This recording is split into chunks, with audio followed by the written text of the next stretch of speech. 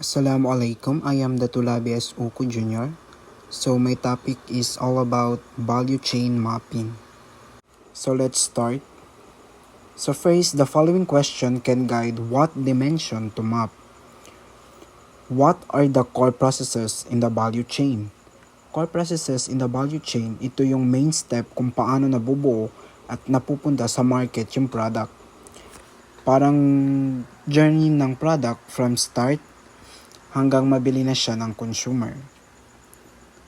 So next, who are the actors involved in these processes and what do they actually do?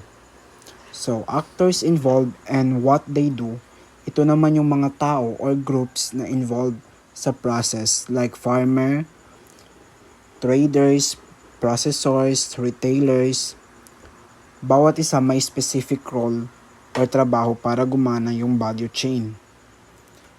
So number 3, what are the flows of product, information, and knowledge in the value chain?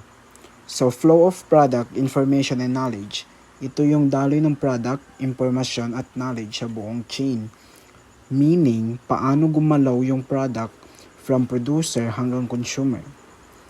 And paano napapasa yung info like price, demand, at techniques. So number 4, what is the volume product, the number of actors, and jobs? So, volume of products, number of actors, and jobs.